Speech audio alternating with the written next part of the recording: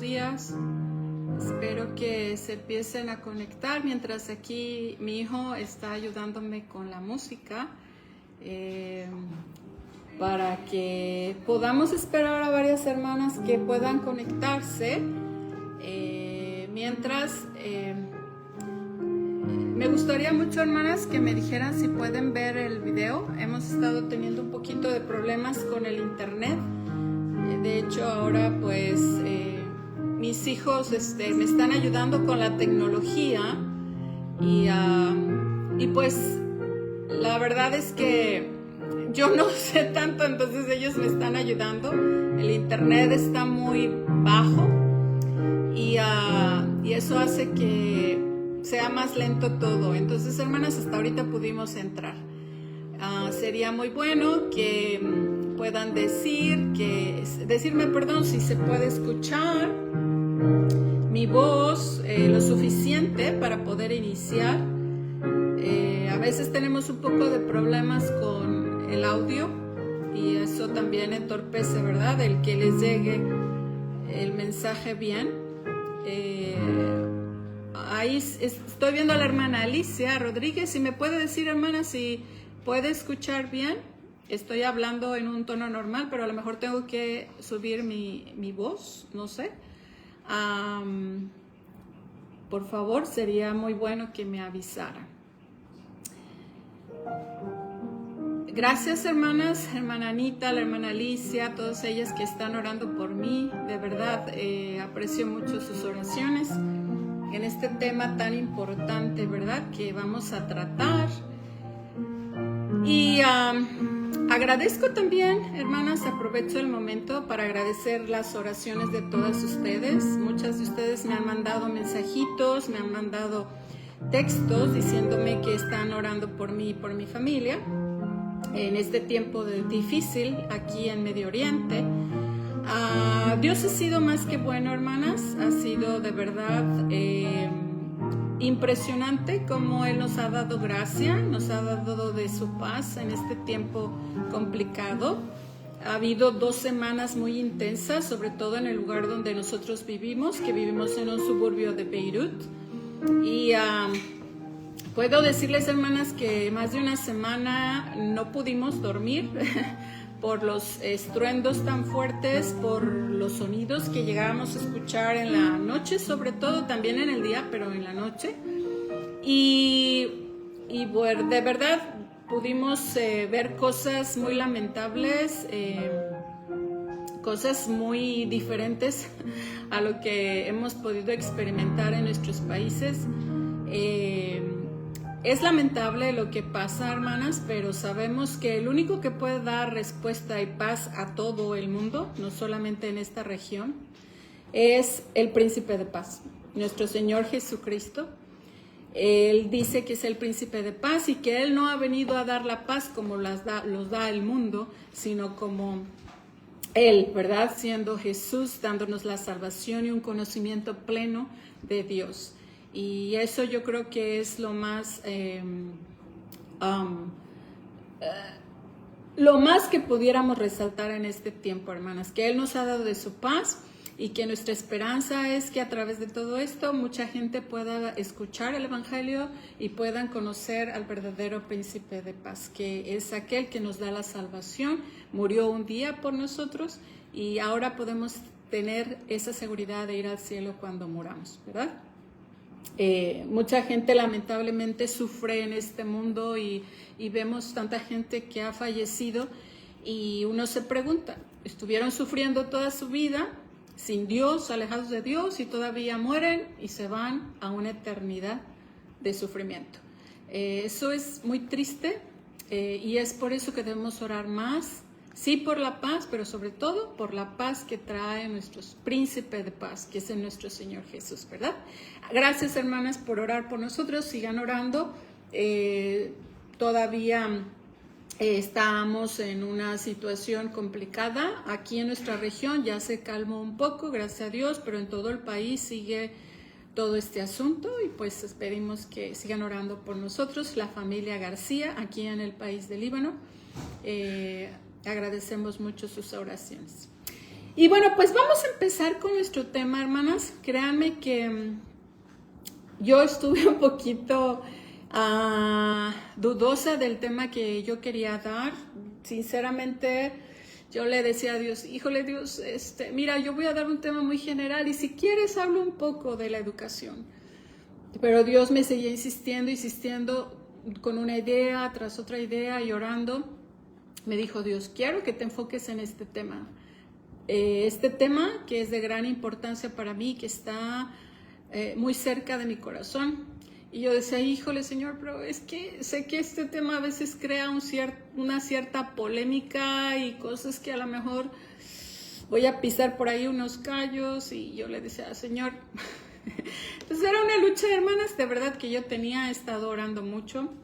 Incluso he platicado mucho con mi esposo y con otros pastores, he pedido sabiduría porque definitivamente es un tema muy amplio y un tema que va a tocar cosas que a lo mejor tú no has escuchado. Incluso yo en mucho tiempo yo no lo conocía hasta que Dios, verdad, me puso esa luz para poder entender su palabra su palabra sobre todo para poder entender este tema en general, que es la educación.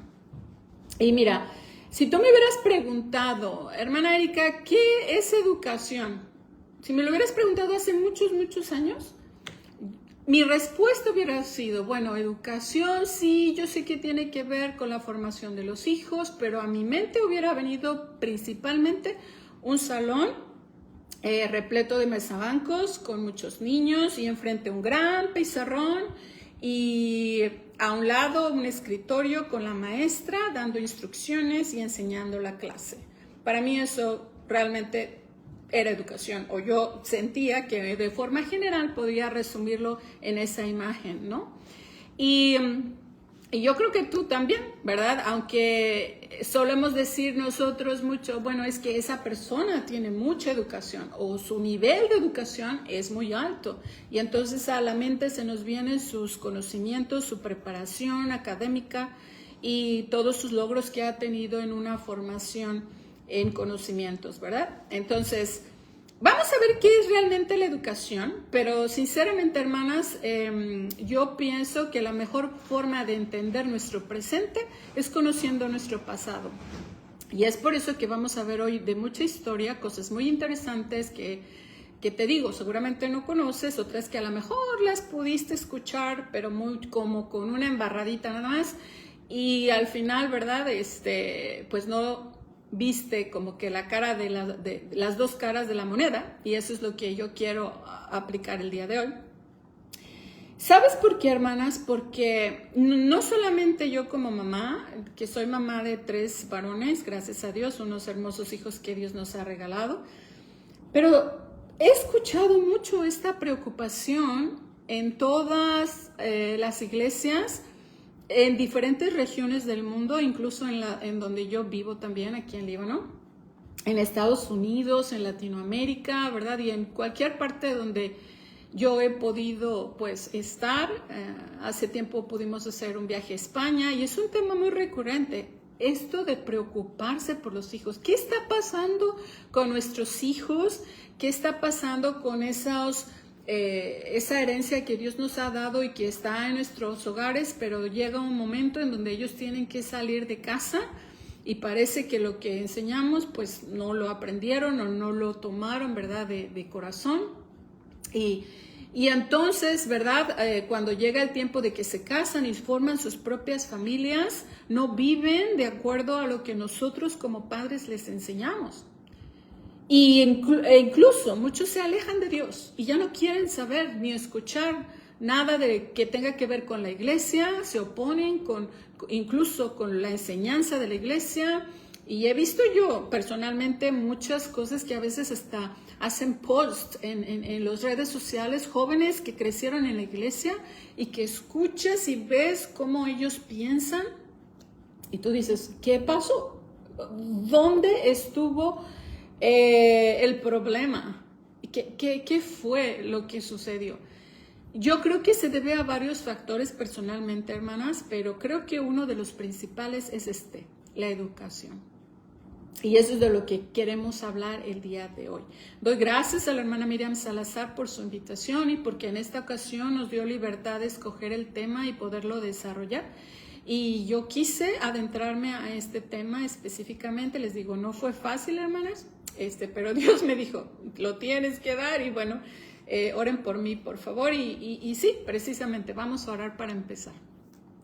Gracias, Señor, por esta oportunidad tan grande que me das, una oportunidad inmerecida, una oportunidad que, Señor, solamente puedo decir que viene de tu mano. Señor, ¿yo qué puedo decir de esto, Señor? Yo solamente soy un instrumento, Señor, en tus manos. Tú sabes, Señor, que al principio yo no quería tocar este tema, me creaba conflicto porque sé que hay muchas cosas, Señor, que no se han entendido aún en nuestras iglesias, en los grupos cristianos, Señor. Hay todavía muchas dudas y mucha polémica en este tema, pero, Señor, yo de verdad lo único que quiero es honrar, glorificar tu nombre, exponer tu palabra, exponer verdades que la historia nos comprueba a través de muchos recursos como literatura. Y quiero exponerlo hoy y extenderlo a mis hermanas que están escuchando el día de hoy. Gracias, Señor, por esta oportunidad. Quítame a mí de en medio y solamente se cumpla tu perfecta voluntad y tú hables a través de tu sierva. Te lo suplico en el nombre de nuestro Señor Jesucristo. Amén. Muy bien, hermanas. Empecemos viendo qué significa educación. Educación es el proceso de facilitar el refinamiento de habilidades o capacidades propias del individuo mediante el aprendizaje, la construcción de conocimientos o diversas experiencias, así como también las virtudes, creencias, hábitos u otras características del ser.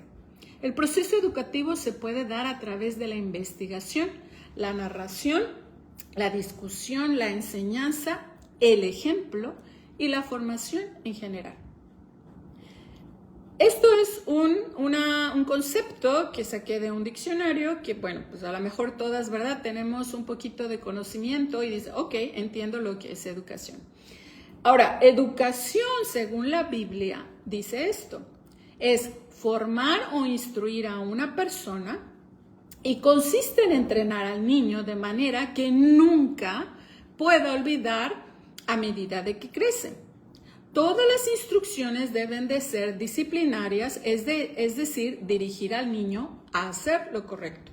Cuando se menciona disciplinarias, no nada más nos referimos, hermanas, a la disciplina física, sino hablamos de una disciplina como una forma integral para dirigir al niño a que haga lo correcto.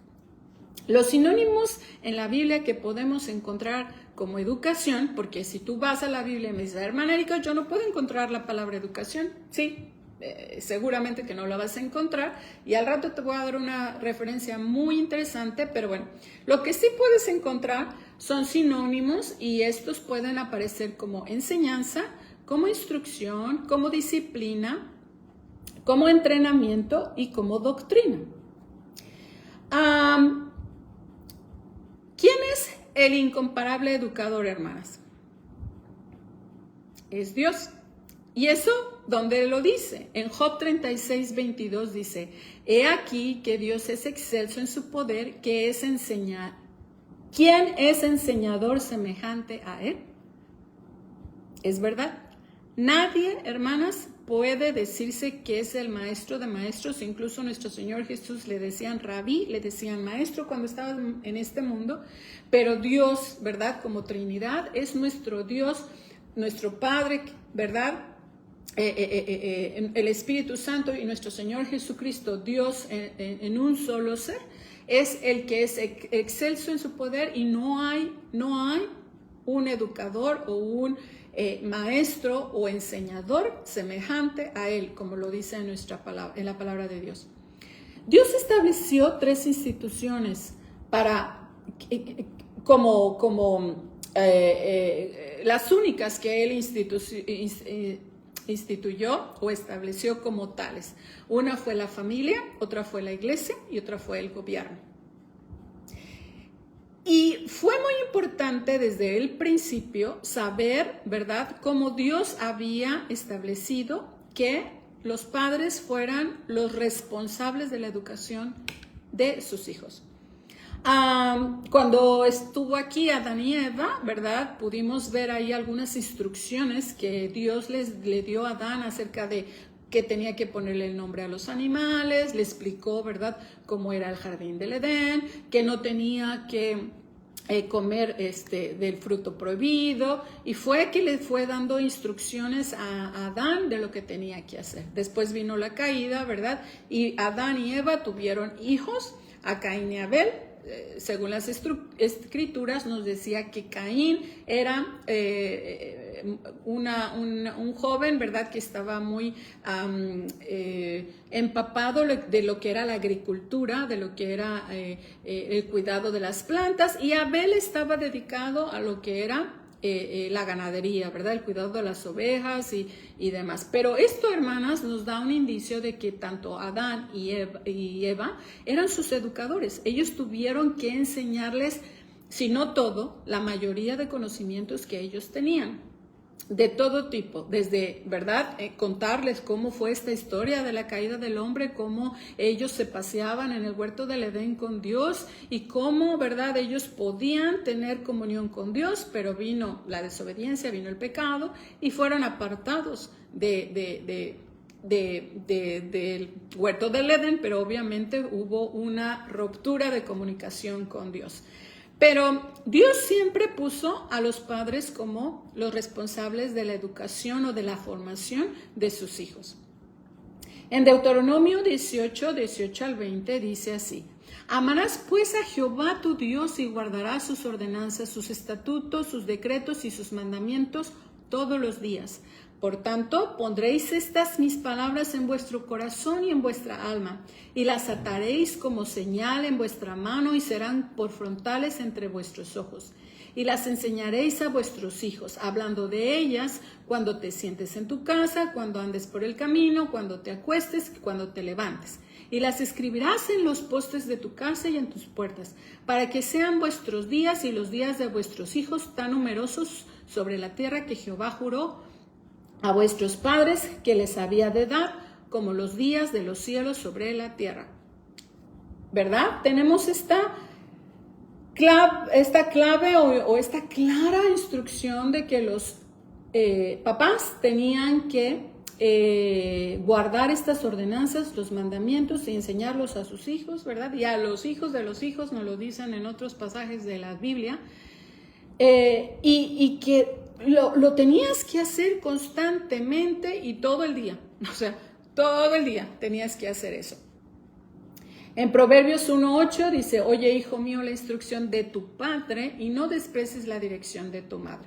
En Proverbios 31:26 dice: abre su boca con sabiduría y la ley de clemencia está, ¿verdad?, su lengua, hablando de la sabiduría. Y en Salmo 1 habla especialmente el versículo 7, el principio. Y ahí viene todo, hermanas, y al rato lo vamos a recalcar. El principio de la sabiduría es el temor de Jehová.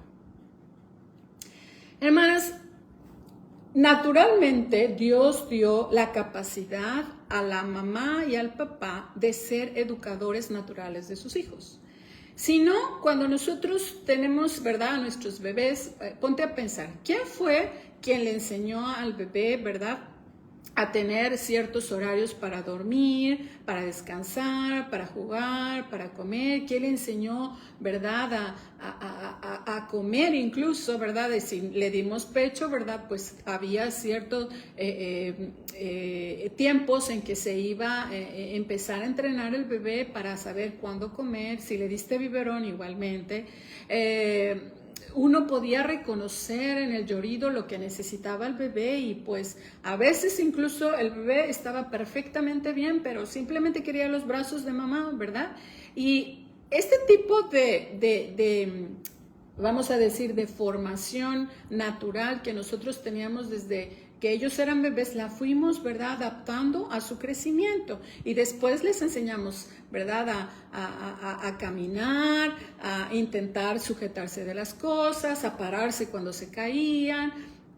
Y así podemos seguir, ¿verdad? Hasta abrocharse las agujetas, lavarse los dientes, peinarse. Hermanas, porque Dios nos ha dado una capacidad a los papás, pero sobre todo a las mamás, que somos las que tenemos a nuestros bebés y a los niños pequeños con nosotras, de poder enseñarles naturalmente procesos de la vida. Entonces, hermanas, continuamente nosotros como mamás estamos educando a nuestros hijos, estamos formando a nuestros hijos en el diario vivir. Entonces, no podemos decir que la educación es simplemente, y lo vas a entender después de que acabemos toda esta sesión, pero la educación es algo integral. La educación es tanto, como decíamos, el principio de la sabiduría es el temor a Jehová, todo lo que tiene que ver con Dios, con su palabra, con sus lineamientos, pero es en el diario vivir también.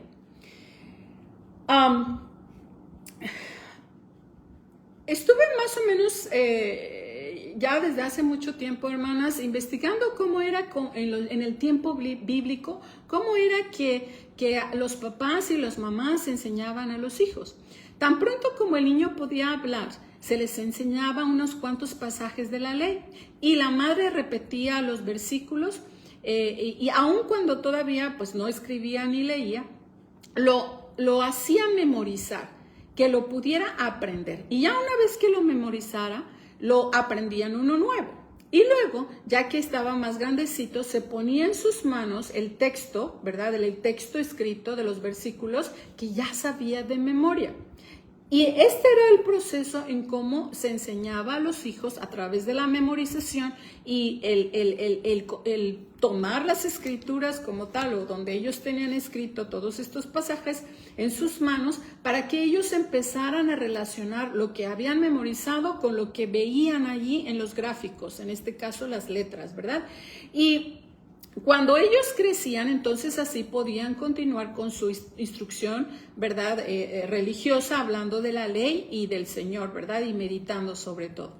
Los principales métodos docentes que se empleaban, como comentaba, era la memorización, el conocimiento acerca de las leyes y los tratos de Jehová con su pueblo, para que penetraran en su corazón. Y entonces ayudar a los jóvenes y a los mayores a recordar las cosas. Se utilizaban diversos recursos, pero sobre todo, hermanas, utilizaban las escrituras para la enseñanza. Por ejemplo, había acrósticos que ellos podían hacer en diferentes partes de la Biblia. Si tú te fijas en Proverbios 31, del versículo 10 al 31, aunque nosotros, ¿verdad?, no lo podemos ver ahí, esos versículos están en orden alfabético en el idioma hebreo. Y entonces ellos utilizaban esta parte de la escritura para entonces ir, ¿verdad?, comentando la idea del versículo, pero para enseñar las letras. También enseñaban los números, si ponemos un ejemplo, el capítulo 30, sobre todo en el versículo 1, y subsecuente los versículos, por ejemplo, en el versículo 7 hablaba, 2 cosas te he demandado. Y luego en el versículo 18, 3 cosas me son ocultas. Y toda esta parte del capítulo habla de los números. También usaban el Génesis, ¿verdad? Cuando decía, y Dios, en el primer día Dios creó los cielos y la tierra. En el segundo día, y así se iban, para poder memorizar los números consecutivos y que ellos pudieran entender a la misma vez lo que decían las escrituras. La educación no solamente se limitaba a leer y escribir. Una de las materias importantes que se enseñaba era la historia. Ellos enseñaban a sus hijos desde que fue, ¿verdad? Acuérdate que en ese tiempo pues a lo mejor no tenían toda la Biblia, ¿verdad? Completa, pero sí se había transmitido de generación en generación las historias de cómo el pueblo, ¿verdad?, había sido rescatado de Egipto y cómo ellos habían salido de ahí y cómo Dios les había guiado y todo esto. Para ellos era muy importante toda esa historia. E incluso La celebración de las fiestas anuales, eso si te acuerdas también está, ¿verdad? En los primeros libros de la Biblia nos habla acerca de esta celebración de fiestas. Era una oportunidad muy útil para los papás, sobre todo el cabeza de familia, decirles esas historias a sus hijos y por qué festejaban esa fiesta en específico, qué celebraban ese día y por qué. Entonces ellos, todo lo que tenía que ver historia, ¿verdad?, lo manejaban de generación en generación. No solo esos, hermanas, la historia, los números, la escritura, sino ellos también incluían la educación como enseñanza práctica. Las hijas aprendían todo lo que tenía que ser relacionado con la administración del hogar. Tenía que ver con tejer, con hilar, con hacer la comida, con hacer la limpieza del hogar, con sembrar los vegetales, sembrar cosas, ¿verdad?, que pudieran ayudarles en su alimentación. Y bueno, los varones normalmente, ellos aprendían el oficio del padre. Si el padre era pastor de ovejas, seguramente los hijos iban a ser pastores de ovejas. Si el papá era herrero, pues los hijos iban a ser herreros. Si el papá era agricultor, pues los hijos, ¿verdad?, iban a ser. Comúnmente era así. De repente por ahí podría salir una excepción, que había un hijo que tenía un diferente, ¿verdad?, interés. Entonces echaban mano de otras personas para ayudarles como un apoyo para que pudieran ser formados en esa área específica.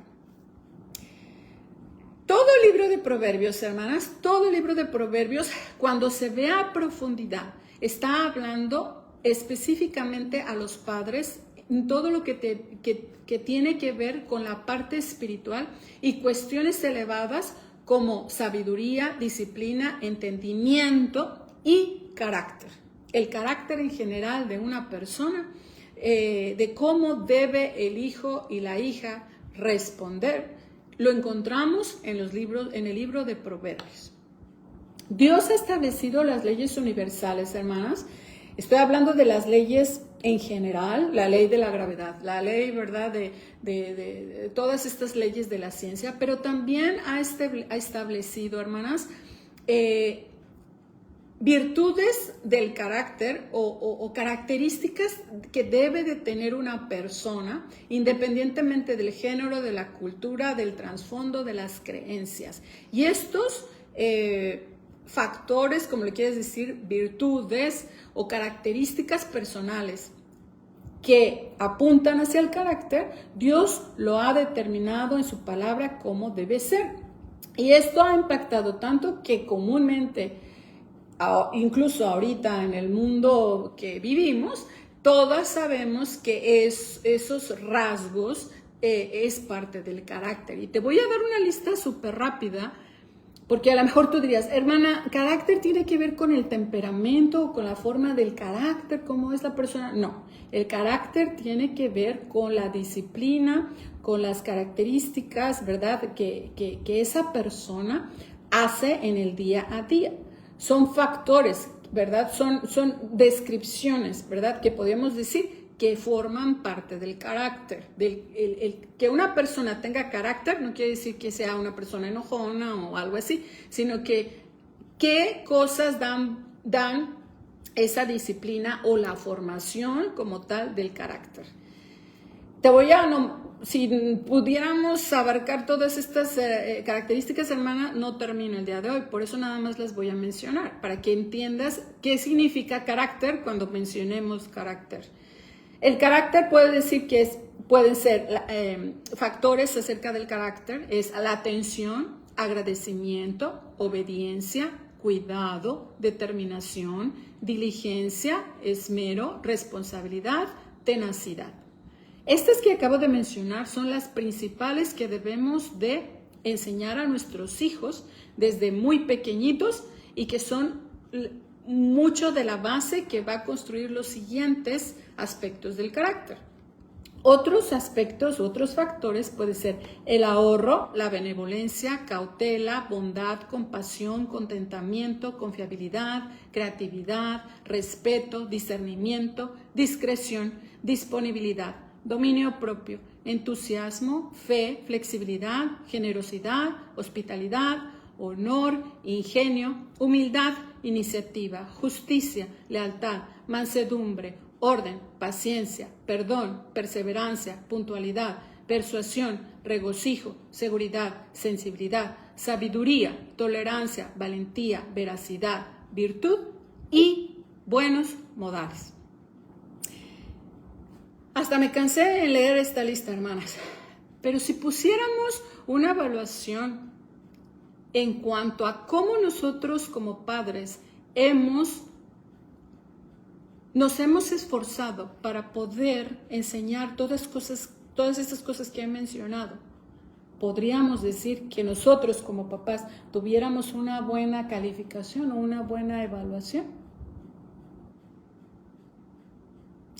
Y mira, son muy importantes todas estas que yo he mencionado, hermanas, y te decía, las primeras que mencioné son las más básicas, que debemos enseñar a nuestros niños desde muy pequeñitos, pero el último, buenos modales, ¿no?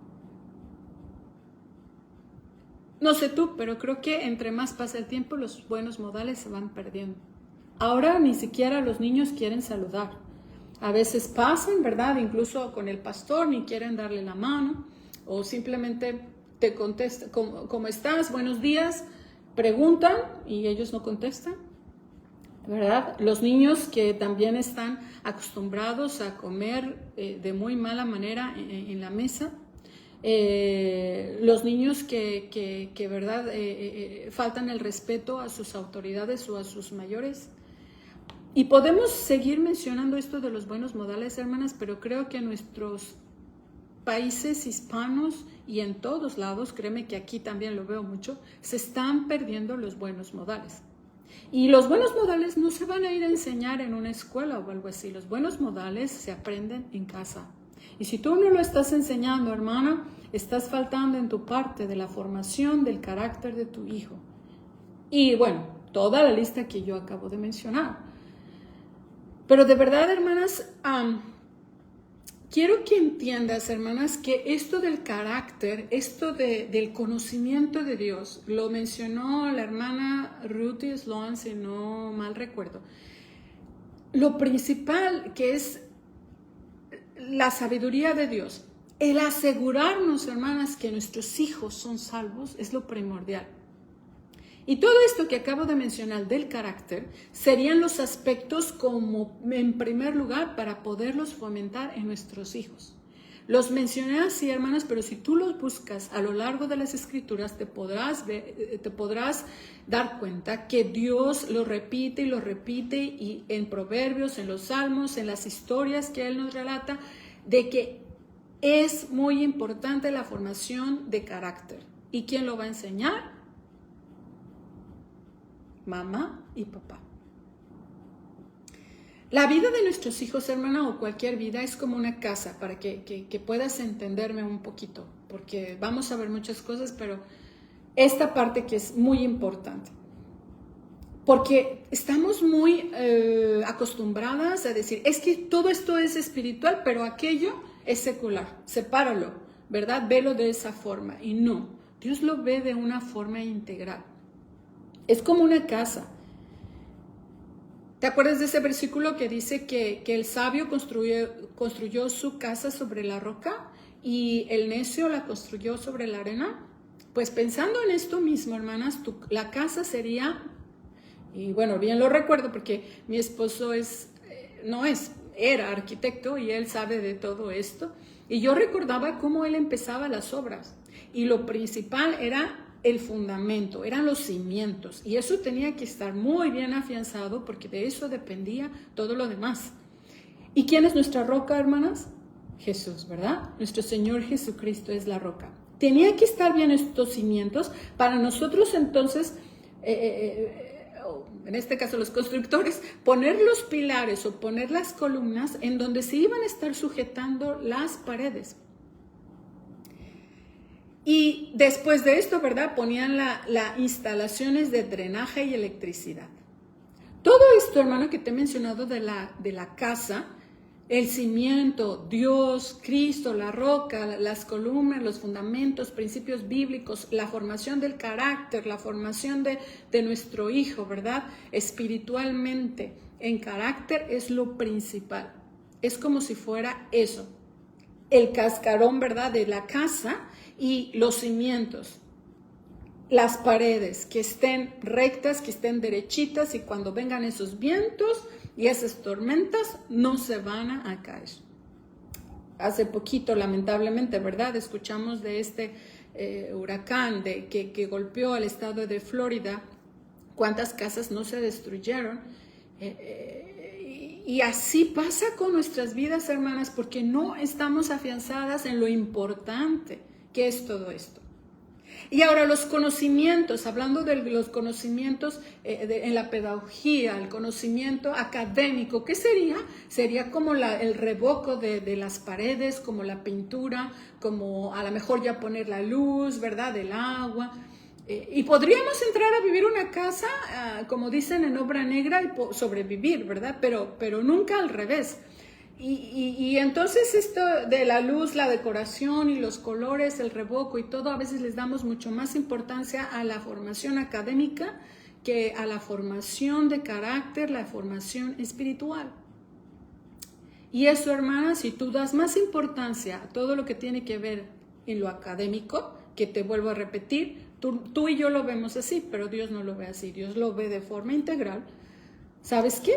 Esa casa en un día, con el tiempo, van a venir los vientos, van a venir las tormentas, van a venir los truenos, van a venir y van a arrasar con esa casa y va a ser destruida. Vamos a ver la historia. Te decía al principio que yo creo que para poder entender nuestro presente necesitamos aprender de la historia. Y aquí voy a hacer una mezcla sobre todo de lo que es historia de la Biblia, pero voy a meter otros, tú te vas a dar cuenta cuál es el objetivo de meter otras cuestiones fuera de la Biblia que me van a ayudar para la materia de estudio. Te comentaba de Adán y Eva, ¿verdad? Y después vino Noé, ¿verdad? En el Génesis, ahí podemos ver, Génesis en el capítulo 6, no tenemos tiempo de ir ahí, pero tú lo puedes ir a ver. Y dice que él predicó a todos los hombres acerca del juicio, ¿verdad? Y él enseñaba a sus hijos, porque ellos escuchaban cuando él predicaba a las multitudes y les decían, arrepiéntense porque el juicio de Dios se ha acercado y Dios va a destruir el mundo en agua. Y ellos no le creían, se burlaba a la gente, pero ¿sabes qué? Al final, ¿quién fue salvo? Fue Noé y su familia, ¿verdad? Sus hijos. ¿Pero por qué? Porque ellos estaban confiados que lo que decía papá era verdad y que iba a venir un juicio de Dios y que ellos podían perecer. Y ellos entraron al arca y fueron salvos porque Noé se determinó a ganar primeramente a su familia, ¿verdad? Y seguir predicando a las multitudes, pero su prioridad era su familia y su gente fue salva. Con Abraham, en Génesis, en capítulo 18, ya existía, hermanas, en ese entonces, cuando estaba Abraham, estaba la educación pagana, y bueno, desde antes, pero era muy claro que existía ahí la educación pagana. Había gentes, ¿verdad? Comunidades paganas que no tenían temor de Dios y que ellos ya estaban ahí, pero Dios le dijo a Abraham, yo quiero un linaje para mí y de ti van a salir las naciones, ¿verdad? Y yo quiero una nación que sea pueblo mío, escogido mío, y tú vas a ser el padre de todas esas multitudes. Sara va a ser, ¿verdad?, la madre de las multitudes. Pero en contraste con Lot, ¿sí te acuerdas qué pasó? Él se fue muy cerca de Sodoma y Gomorra y sabemos la historia, que Dios destruyó estos pueblos. Y fíjate algo muy importante que podemos ahí ver qué pasó. Tal vez Lot era temeroso de Dios, como nos lo dice la palabra. Él temía a Dios y dice que se afligía al ver, ¿verdad?, la sociedad de Sodoma y Gomorra como eran.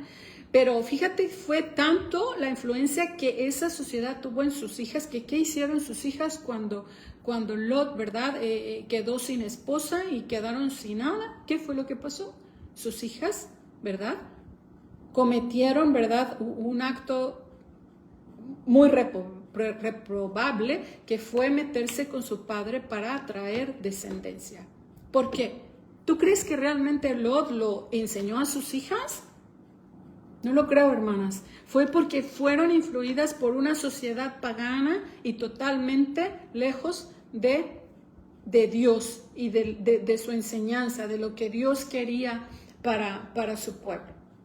En José podemos ver en Génesis 39, 2 y capítulo 41, 16, el personaje de José. Podemos ver la educación que él recibió en el hogar, ¿verdad? Y que su padre, bueno, y sus hijos les enseñó el cuidado de las ovejas y les enseñaba, ¿verdad? Todo esto que hemos visto acerca de las escrituras. Y vemos cómo José, ¿verdad? Él encontraba gracia delante de los hombres. Aún en Egipto, ¿verdad? Que era una sociedad pagana, él encontraba gracia delante de ellos porque él era fuerte en sus conocimientos, pero sobre todo en el temor a Dios. Y él podemos ver en su historia cómo sobresalía dentro del resto de las personas, porque siempre, hermanas, todo lo que tiene que ver con conocimiento de Dios siempre va a ser superior a todo lo demás que pudiera conocerse. Moisés fue criado por su mamá, ¿verdad? Aunque no lo tuvo tanto tiempo con ellos, no sabemos exactamente la edad, pero está la hija, ¿verdad?, del faraón, se lo da a su mamá lo cría. ¿Y cómo fue ese gran libertador Moisés para el pueblo de Dios? Y se convierte en el primer maestro que enseña los mandamientos y las leyes. Ya lo vimos en Deuteronomio, hace ratito lo acabamos de mencionar.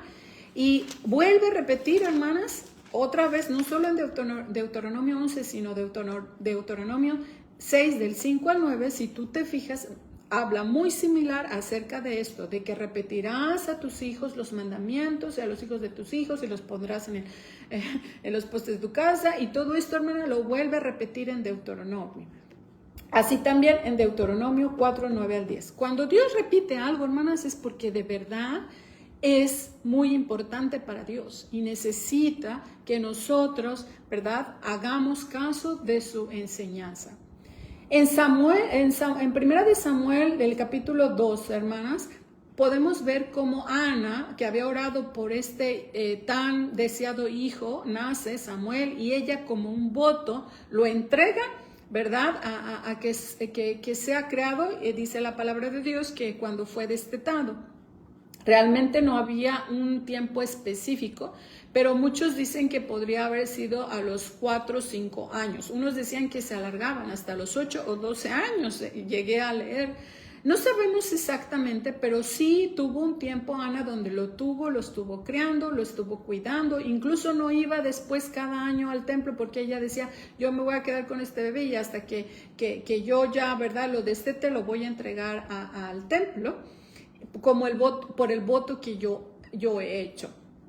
Y mira, hermana, esta podría ser la excepción a toda la regla que hemos estado diciendo, que los padres son los principales educadores de sus hijos. Pero aquí específicamente fue por un voto que Ana hizo a Dios. Y eso fue como para cumplir, ¿verdad?, con el voto que ella daba, y no fue para entregarlo a los paganos, o no fue para entregarlo a otras personas para que fuera enseñado en otras cosas que nada que ver con Dios. Fue para que él fuera precisamente dedicado a Dios. Y en el capítulo 2, en el cántico que hace Ana, tú puedes ver ahí la gran sabiduría y ese gran aprecio que Ana tenía por Dios. Entonces, tenía que ser que Ana transmitió este amor por Dios a Samuel, su hijo. Hablas 10 versículos, hermana, en el capítulo 2, de cómo ella percibía a Dios y cómo ella alababa a Dios por lo que había hecho en su vida. Pero también podemos ver, hermanas, que Samuel está criado por Elí de alguna forma en todo lo que tenía que ver rituales, en las cosas, ¿verdad?, del templo. Y vemos en contraste sus hijos de Elí. También de esto habló la hermana Ruth, me parece. Y cómo Elías, hermanas, el punto que hablábamos, esto de carácter, de que los hijos tuvieran dominio propio, que de los hijos tuvieran integridad, que tuvieran un amor por Dios, no se los inculcó. Él simplemente les enseñó la religión, les enseñó una vida religiosa, pero no inculcó verdaderamente a Dios y tampoco les formó en carácter, porque dice la Biblia que ellos menospreciaban las ofrendas, ellos fornicaban, robaban. Y fíjate, tanto Samuel como ellos, los hijos de Elí, estuvieron cerca de Elí, pero ¿qué hizo la diferencia? Que Elí descuidó la educación de sus hijos. Elí hizo a un lado todo lo que era de gran valor como formación en el carácter, como educación, como en el temor a Jehová. Y se dedicó a simplemente enseñarles los rituales, la religión. Dice la palabra de Dios, hermanas, que una persona que no cumple con las necesidades o no suple las necesidades de los suyos, de su familia, de sus hijos, es peor que un inconverso. Y cuando dice eso, hermana, no nada más se refiere a la parte económica, se refiere a la parte también espiritual, moral y de educación. Y si no lo está dando el padre o la madre, dice la Biblia que es peor que un inconverso. David, hermanos, se puede ver cómo fue un pastor de ovejas, cómo él tenía destrezas en proteger a su rebaño contra depredadores como los leones y los osos. Y también conocía de música y se convirtió en un guerrero y fue el segundo rey de Israel. Pero su padre, ¿verdad? Su familia, sus padres fueron los que formaron a David y eran los hermanos al principio, ¿verdad?, mayores, los que recibían todo el conocimiento de los padres, y aunque los padres seguían enseñando a los demás hijos, también los hermanos mayores influían en la educación de los más pequeños. Daniel, hermanas, este es un ejemplo muy hermoso de cómo es todo lo que estamos diciendo. Daniel estuvo en este mundo 600 años antes de Cristo. Y en Daniel 1, 3 al 4, hermanas, podemos ir ahí y te vas a dar cuenta que cuando en Babilonia, porque acuérdate que estaban allí en cautiverio, Daniel, ¿verdad? Y sus compañeros y todo el pueblo de Dios, dice que ahí en el reinado de Joacim, rey de Judá, dice que vino Nabucodonosor, el rey de Babilonia, y en el versículo 3 al 4 dice esto: y dijo el rey a Espesas, jefe de sus eunucos, que trajese de los hijos de Israel, del linaje real de los príncipes, muchachos, en quienes no hubiese tacha alguna, de buen parecer, enseñados, mira aquí dice, en toda sabiduría, sabios en ciencia y de buen entendimiento, e idóneos para estar en el palacio del rey. Y a quien trajo, y que se les enseñase las letras y la lengua de los caldeos. ¿Y a quiénes llevaron? Pues sí, a Daniel, ¿verdad? Y sus compañeros fueron encontrados como una formación integral, ¿verdad? De lo que estamos hablando, superior a todos los demás. Y tú sabes la historia, ¿verdad? Acerca del horno de fuego y del foso de los leones, y cómo Daniel superaba siempre a todos, ¿verdad?, por el resto de los demás, porque él había sido creado en sabiduría, en conocimiento, en ciencia. 400 años antes de Cristo. Hermanas, aquí voy a hacer un paréntesis en cuanto a la historia bíblica, pero para que entendamos todo lo demás, porque todavía me queda un poquito de historia y quiero concretar rapidísimamente esto. Los griegos, hermanos, la sociedad griega fue realmente muy, muy importante para impactar a todas las sociedades hasta el día de hoy. Y yo creo que has escuchado la bonita versión, ¿verdad?, de los griegos, de cómo, ¿verdad?, pensaban estos filósofos, cómo eran en la ciencia. Y sí, realmente muchas cosas son imputables a los griegos, pero vamos a ver algunas cosas que de verdad era una sociedad pagana, no temía a Dios. Ellos tenían un alto intelecto en las disciplinas como la filosofía, matemáticas, política, atletismo, gimnasia, música, baile, astronomía, ciencia, pero con una religión pagana, politeísta. Había demasiados dioses como Zeus, Hera, Poseidón, Ares, Hermes, Afrodita, Atenea, Apolo, etcétera, etcétera. Tenían un libertinaje sexual. Un griego podía tener relaciones con su esposa, concubina, esclavo, esclava o prostituta extranjera o prostituto. La virginidad no era apreciada. La homosexualidad, la bisexualidad y la promiscuidad eran prácticas normales. También existían relaciones entre maestros adultos, que se llamaban erastes, y sus aprendices jóvenes, que se llamaba erometro, el joven aprendiz. El mayor protegía al joven y este a su vez le ofrecía su belleza y compromiso.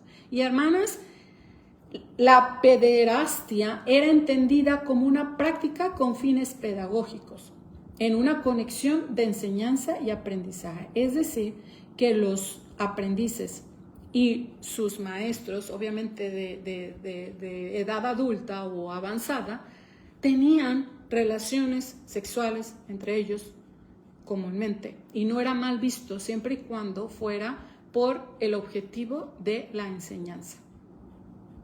El arte de los griegos, si tú lo ves, es demasiado gráfico sexualmente hablando. Todas las estatuas, todos esos bustos, todas esas esculturas que ellos hacían era para mostrar la sexualidad, ¿verdad?, del cuerpo humano tal cual.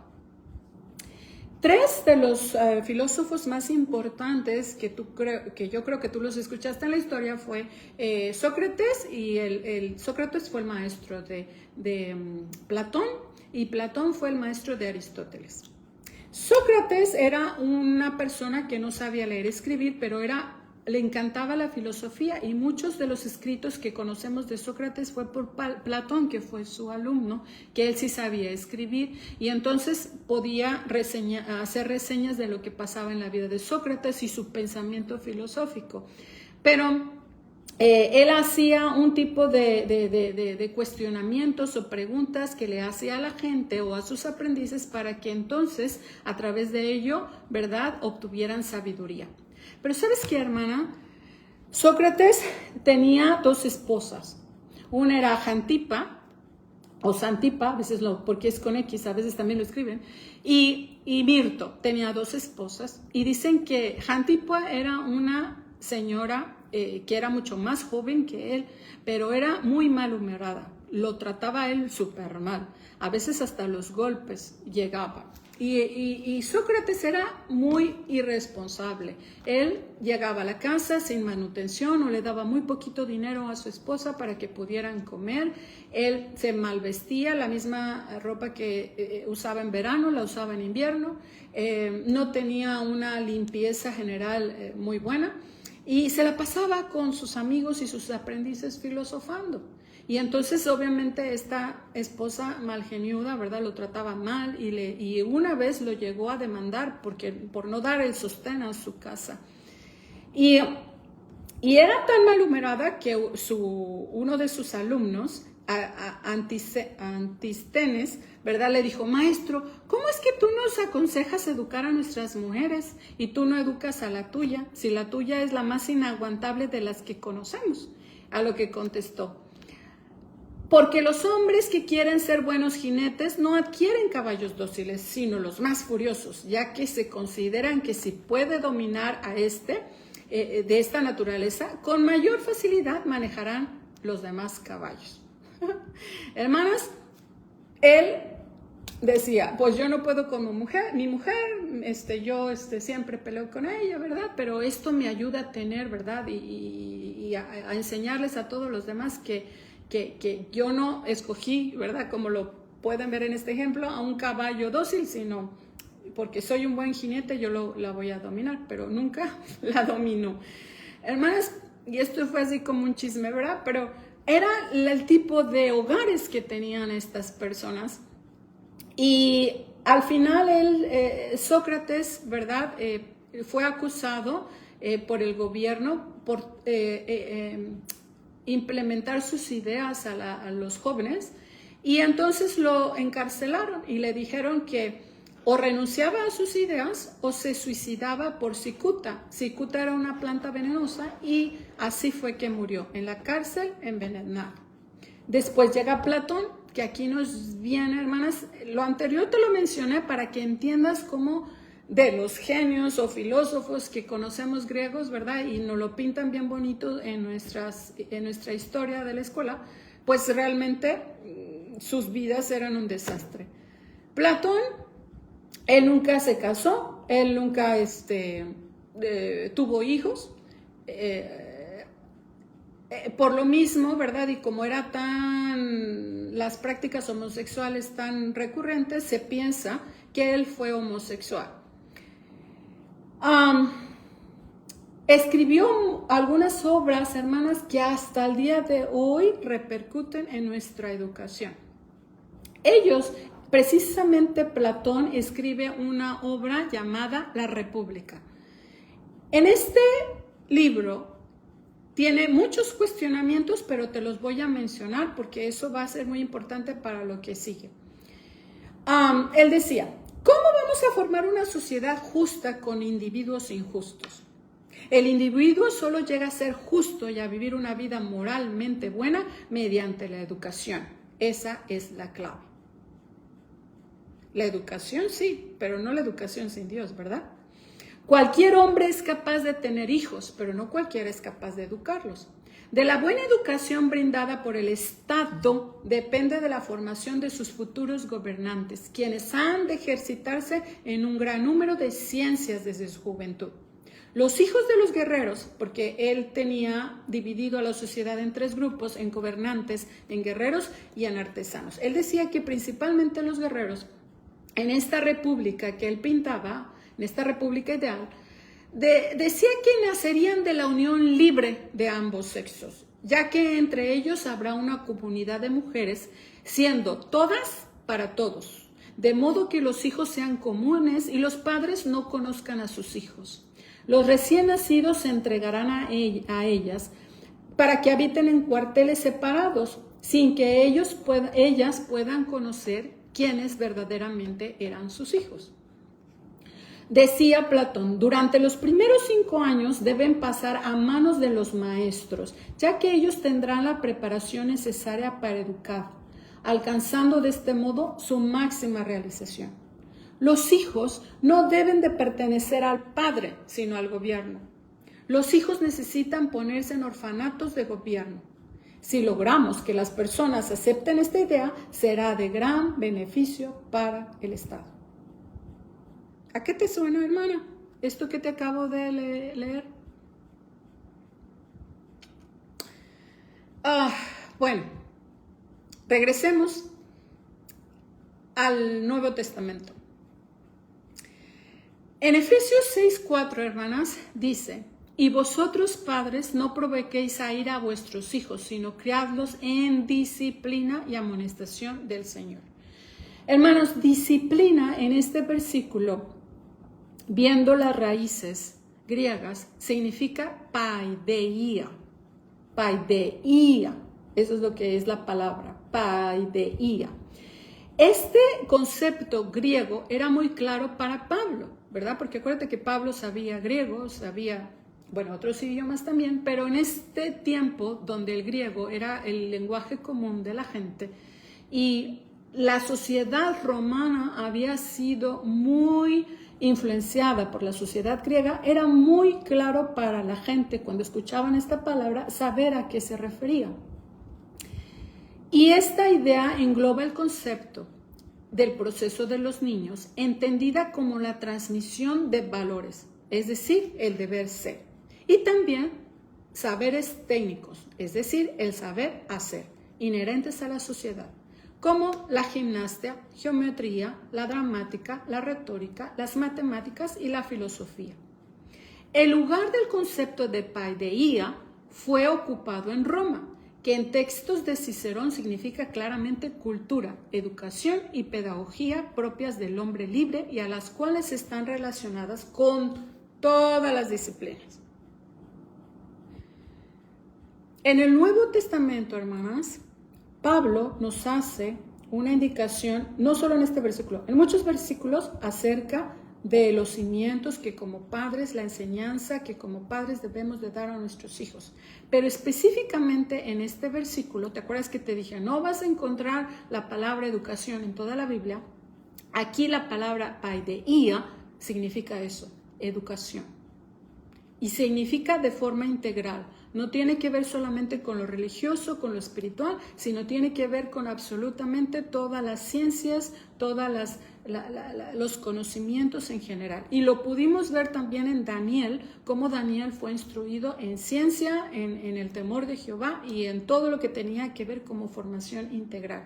Y aquí dice en Efesios 6:4, y vosotros padres no provoquéis a ira a vuestros hijos, sino criadlos en disciplina, o sea, paideia, y amonestación del Señor. Hermanas, Dios quiere que de verdad tomemos a nuestros hijos y los formemos de forma integral, de una forma donde nosotros aceptemos nuestra responsabilidad y podamos nosotros transmitir esta formación de carácter que decíamos hace rato, pero también incluso las cosas que hacemos del día a día, incluso las ciencias, hermanas. Nunca Dios lo ha visto de forma separada, pero ha llegado tanto a nosotros esta filosofía del mundo que ahora lo hemos adoptado. Y ahorita voy a seguir con la historia. Sé que he tomado mucho tiempo, pero es muy interesante conocer qué es lo que dice la historia y la palabra de Dios. Hablando de Pablo, hermanas, cuando menciona a Timoteo y que dijo, desde la niñez has sabido las Sagradas Escrituras, y está refiriéndose a Loida, ¿verdad? A su abuela y a su mamá, Loida y Eunice. Y le está diciendo que tú lo hiciste, que tú has aprendido, ¿verdad? En el 2 de Timoteo 3, versículo 14 dice, pero persiste tú en lo que has aprendido y te persuadiste, sabiendo de quién has aprendido, y que desde la niñez has sabido las Sagradas Escrituras, las cuales te pueden hacer sabio para la salvación por la fe que es en Cristo Jesús. Hermanas, Pablo realmente, hermanas, fue el padre espiritual de Timoteo. Timoteo tuvo un padre griego, que no sabemos por qué causas, pero estuvo ausente en la vida de Timoteo. No sabemos si realmente fue huérfano de padre o el padre nunca se encargó de su educación, pero lo que sí sabemos claramente es que Loida, su abuela, y su madre Eunice se encargaron de él. Y después, hermanas, cuando lo entrenaron en todo lo que era esta educación judía, Pablo lo testifica, desde niño lo sabes las Sagradas Escrituras. Y durante el intervalo de 7 años, hermanas, entre el primer y el segundo viaje del apóstol, Timoteo creció con madurez. Y cuando Pablo escribió Primera de Timoteo, ¿verdad? Era ya Timoteo un compañero que estaba constantemente con él. Cuando Pablo escribió Romanos, Segunda de Corintios, Filipenses y Colosenses, Timoteo estaba a su lado. Y no nos ha de extrañar cuando cuando Pablo, ¿verdad?, lo menciona en Hechos, en el libro de Hechos, y 17 veces en otras epístolas, y una vez en Hebreos, porque era evidente que tuvo una importancia histórica a los ojos de Pablo, quien llegó a considerarlo casi como una réplica suya, como se menciona en el elogio que hace de Timoteo en Filipenses, cuando dice: Timoteo se convirtió en un colaborador, hijo espiritual y amigo cercano, fiel de líder, misionero y apóstol más grande de la historia. Porque Timoteo había sido criado por una mamá y una abuela temerosa de Dios, y hablábamos de un conjunto general de las ciencias, de la escritura, de todo lo demás, que llegó a ser una réplica, por decirlo así, casi una réplica de lo que era Pablo. Seguimos con la historia, hermanas. Todo bailándose, es como una cadenita. Sígueme, por favor, solo tenme paciencia, porque es muy importante lo que estamos viendo. Y ahora vamos a nuestra edad moderna, en el siglo XVIII, que es conocida como el siglo de las luces, o iluminación, o ilustración. Hermanas, en este tiempo los sistemas educativos estaban orientados a la enseñanza de profesiones de orden religioso, trabajadores de la salud y burócratas como abogados y escribas. En este tiempo, hermanas, se llama el siglo de las luces, pero realmente fue el tiempo de la oscuridad. Porque en pocas palabras, hermanas, ellos decían: no necesitamos a Dios para saber lo que es verdad. Es lo que ellos decían. Y las universidades eran solamente para los adultos, pero se inició a tocar el tema de la educación de los niños, porque ya se iniciaban las escuelas públicas. Después de este tiempo, hermanas, llega lo que es un personaje que se llama John Locke, que él nace en Reino Unido. Y él propuso la idea que el conocimiento se obtiene a través de la sensación y reflexión, pero él decía que la raza humana era como una tabla limpia, como un pizarrón sin nada escrito, sin inclinaciones buenas ni malas. Pero eso no es lo que dice la Biblia, hermanas. Nos dice en Salmo 51 que nosotros nacemos en pecado y somos pecadores desde el vientre de nuestra madre, ¿verdad? Y él decía que los niños eran así, no tenían inclinaciones ni buenas ni malas. Después llega su precursor, o la persona que le sigue, que se llama Jean-Jacques Rousseau, que es suizo. En 1712 nace y muere en 1778. Él era un seguidor de John Locke. Ambos fueron escritores y de gran influencia dentro de la Revolución Francesa y la Revolución Americana. Jean fue un hombre de los que había influenciado más en este mundo en el tema de la educación. A finales de 1700 escribió el libro de educación con el nombre de Emilio y hablaba de cómo debe funcionar una escuela pública. Él decía que la formación de una persona era a través de 3 factores: la naturaleza, las cosas y el hombre, y que tú no podías controlar la naturaleza ni las cosas, pero entonces el hombre era el factor que sí se podía controlar. A diferencia de John Locke, él no solo creía que los niños nacían en blanco, sino que eran moralmente buenos. Él creía que para que un niño fuera educado apropiadamente debería tener unas condiciones específicas. Su teoría era que los niños se corrompen con la sociedad. Es decir, que ellos no tenían pecado, que ellos eran inocentes, eran totalmente buenos, ¿verdad? Y que se iban corrompiendo con la sociedad. Entonces, como pasaba esto, él hacía una referencia a que si un niño lo ponías en una isla donde él creciera sin ninguna influencia de ninguna persona, ese iba a ser un tipo noble salvaje, donde él no se corrompería y que alcanzaría el punto más alto de la perfección. Pero obviamente, como no podían, ¿verdad?, poner a los niños en esas islas, él decía entonces que se necesitaba encontrar a las personas más inteligentes de la sociedad y entregar sus hijos para que ellos los entrenaran. Es decir, que fueran personas más inteligentes que los padres y que tuvieran una moral más perfecta y conocimiento más amplio, a diferencia del resto de la sociedad. Voy rápido, hermanas. Rousseau podría considerarse el padre de la educación moderna. Pero ¿quién era él? ¿Quién era Rousseau? Su madre murió cuando él era niño y su papá lo abandonó. Desde los 9 años quedó huérfano, desarrolló desórdenes mentales y tuvo una gran dificultad para relacionarse con otras personas. Él nunca se casó, era como un ermitaño, pero escribió muchas cosas que tuvieron que ver con la educación y que cambiaron el rumbo del mundo. Tuvo una novia con la que no se casó nunca, pero estuvo 9 años con ella y tuvieron 5 hijos. Y cada vez que esta mujer tenía a su bebé, él iba, lo dejaba unos cuantos días e iba y lo entregaba a orfanatos de gobierno.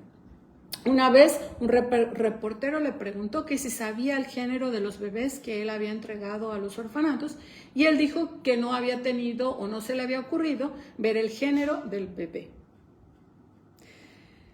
Estos son, hermanas, los que han creado las escuelas públicas y de los cuales la sociedad en general, ha venido implantando las escuelas públicas y todas estas ideas que realmente, ¿verdad?, tenían que ver, en este caso, con ¿quién? ¿Te acuerdas que lo vimos hace tiempo? Con Platón. Platón fue el iniciador y hubo seguidores que siguieron abundando en estas filosofías. Sus ideas se esparcieron en Inglaterra, Holanda, Alemania y Suiza. Los cristianos de esa época, mira lo que es muy interesante, los cristianos creyentes, ¿verdad? Sabemos. En esa época supieron lo que esta persona, Rousseau, estaba declarando. ¿Y sabes qué dijeron ellos?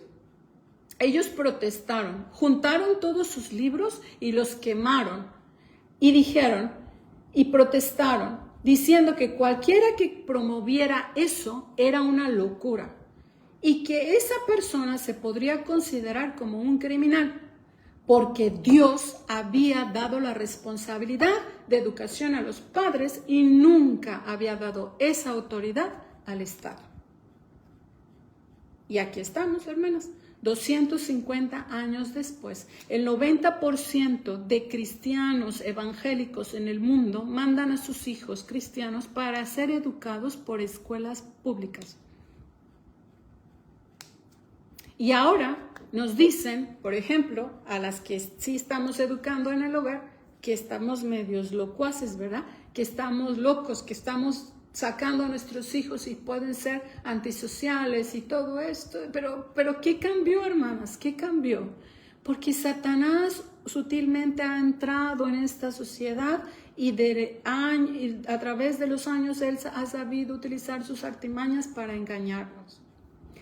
Existió Froebel Wilhelm, un alemán, que fue el fundador del Jardín de Niños. Él escribió un libro que se llama La educación del hombre. Él comenzó murió su madre y también su padre. Y bueno, tuvo muchos problemas, murió su mamá, pero tuvo muchos problemas con su madrastra. Y a los 10 años se fue a vivir con un tío. Y después de esto, se convirtió ya de grande en un pedagogo y un educador. Froebel fue un defensor del desarrollo genético, ¿verdad? Y Froebel en 1837 abre la primer guardería, donde los niños se consideraron como pequeñas plantas de un jardín del que el maestro es el jardinero.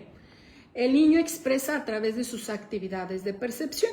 Aquí te he de decir que Froebel hay muchas cosas que son rescatables y que no es que él lo hubiera inventado o lo hubiera creado o lo hubiera descubierto, sino son cosas que ya la palabra de Dios nos dice, pero que él, bueno, ¿verdad? Le hicieron con bomba y platillo el reconocimiento de estas ideas. Pero él, hermanos, enseñaba a niños de 5 a 9 años de edad. Y él había escuchado todos estos que ya te mencioné acerca de que el niño nace como un pizarrón blanco, bla, bla, bla, y se corrompen con la sociedad. Pero empezó a observar que los niños que él cuidaba, ellos eran buenos niños y todo, pero como que llegaba la edad de los 5 años, ¡pum!, y algo pasaba. Y él decía, pero ¿qué está pasando? ¿Qué fue lo que pasó con ese niño? Y se preguntaba, ¿quién fue el que corrompió a estos niños? Y él llegó a la conclusión que los padres eran los que corrompían a esos niños. Y entonces, por eso los niños, ¿verdad?, necesitaban ser educados por maestros expertices, maestros que les ayudaran a entender cuál era la buena moral y la formación de carácter y todo esto. Hermanas, nos queda claro que como mamá, nosotros no enseñamos a pecar a nuestros hijos, ¿verdad que no? No creo que una mamá temerosa de Dios, ni nadie tampoco en el mundo, enseña a pecar a sus hijos así como en el afán de decir, así se peca. Los niños ya tienen pecado por naturaleza. Y entre más crecen los bebés y pasan los años, se vuelve visible que ellos son seres pecadores que necesitan de la gracia de Dios y del Espíritu Santo para poder, ¿verdad?, corregir sus acciones, pero que no pueden ellos mismos con esto. Satanás ha sido muy inteligente, hermanas, y nos ha hecho pensar que yo como mamá o papá, yo no puedo enseñarlos. Entonces hay que mandarlos con expertos. Tenemos entonces que enviarlos con alguien que esté certificado o que sepa más que yo. Y a veces, hermanas, hasta incluso hemos entregado a nuestros bebés a guarderías, apartándolo de nosotros a muy temprana edad. Y sabes que mientras más pasa el tiempo, rápidamente ya no van a querer estar contigo. Y tú vas a perder influencia y autoridad en ese niño, porque cada vez van a crecer más. Y otras personas serán las más importantes o sus voces van a ser más importantes que lo que tú digas. Y entonces un día te vas a preguntar, ¿pero por qué mi hijo no quiere estar conmigo? ¿Por qué mi hijo no cree lo que yo le enseño? Pues porque han estado absorbiendo todo ese conocimiento que se les ha enseñado en esta sociedad pagana, hermanas. Por eso. Y estamos siendo negligentes al propósito que Dios tuvo en entregarnos esta herencia para nosotros ser los guardianes y cuidadores de nuestros hijos. Pasó el tiempo, hermanas, en Estados Unidos, cuando llegaron los peregrinos, los nativos se educaban en casa y los peregrinos empezaron a enseñar a sus hijos, como siempre se había venido haciendo. Llegaron a tener unas pequeñas escuelas que es donde ponían a una mamá, que era una mamá maestra, y solamente iban por unas cuantas horas, unos pocos meses al año. Pero entre 1800 y 1900 los números de los hogares educadores empiezan a descender y el número de las escuelas públicas sube. Por ejemplo, en este tiempo, ¿verdad?, de todas las universidades que decíamos, ¿sabías que Harvard fue creada como una universidad cristiana, pionera en misioneros, con preceptos bíblicos y con el temor de Jehová? Y ahora tú ves Harvard, esta universidad tan famosa y tan prestigiosa, no tiene nada que ver con la misión inicial que tenían ellos. Viene Karl Marx, yo creo que Karl Marx lo conoces, ¿verdad? En donde él es comunista y él habla de que se necesita un sistema en donde se sustituya la educación en el hogar por la social. ¿Por qué decía esto, hermana? Porque en su mayoría en este tiempo todavía muchas familias seguían educando en el hogar. Después llega Horace Mann, que está en Estados Unidos en 1796. Él fue un político educador que promovió la escuela pública en Estados Unidos y creó la primera escuela normal para la formación docente. Él era un hombre, hermanas, que odiaba a Dios totalmente. ¿Sabes por qué? Porque una vez él tenía 13 años cuando uno de sus hermanos mayores se puso en contra de su mamá y le dijo, mamá, yo no quiero ir a la iglesia, tú vete, pero yo no voy a la iglesia. Entonces este niño, este adolescente se fue con un amigo y nadando se ahogó. Entonces eso penetró tanto en Horace que Horacio, en español, ¿verdad? Horace, dijo, un Dios que mata a cualquiera solo por no respetar o guardar el día de reposo es cruel. Y desde entonces decidió odiar a Dios. Él, hermanos, Horace, es el fundador de las escuelas públicas americanas. Y él diseñó una forma para que las escuelas públicas destruyeran el cristianismo. La motivación principal de Horace era separar a los niños de los padres. Se empezaron a hacer leyes en 1852 y en 1900. En cada estado de los Estados Unidos tenían estas leyes monopolizadas. John Dewey, en Estados Unidos, John era otro filósofo y educador, lideró el movimiento de la educación progresista en Estados Unidos y fue ateo.